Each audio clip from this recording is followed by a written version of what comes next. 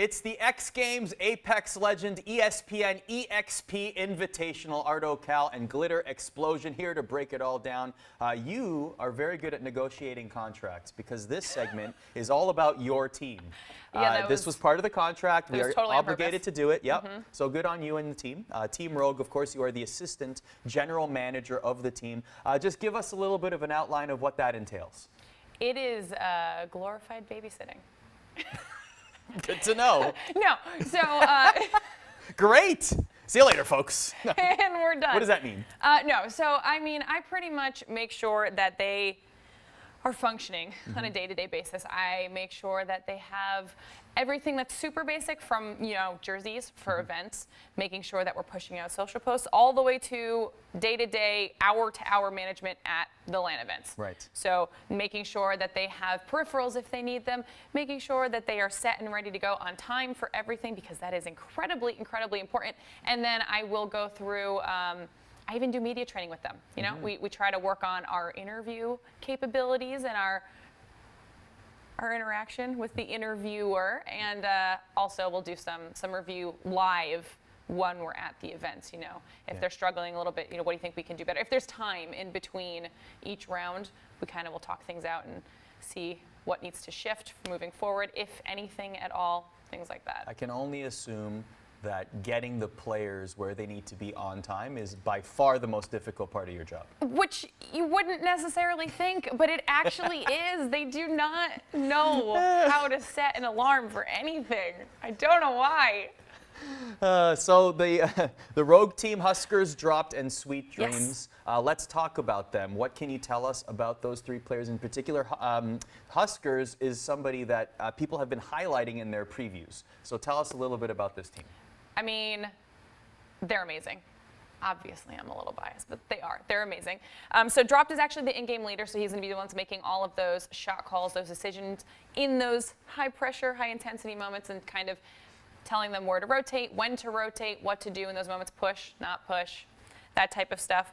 And then we've got Huskers and Sweet, both of who, at this point, are going to be just slaying. Right? Sweet's putting out a ton of damage. Huskers is also going to be putting out a ton of damage, but he serves also a utility role. They've been playing together for a while now. They have all played previous battle royales together. They played Blackout together. They played H1Z1 together. So they already have that chemistry down. They understand how each other plays. They've got the coordination. They're good to go. And they also, won TwitchCon EU. So, yes, they did. They did win a tournament. They won the only other custom lobby tournament that we've seen at such a high level. So they have a lot of momentum going into this one. How would you describe their style of play? Maybe a little more defensive, not as aggressive as other teams on the roster? So it depends on who they're going up against and the immediate situation that will arise off of drop. If they're in a good position, I think that, and we've seen this in other events, they do try to hold the center of where the circle is going to go. Okay. They try to kind of get there pretty quickly and hold it.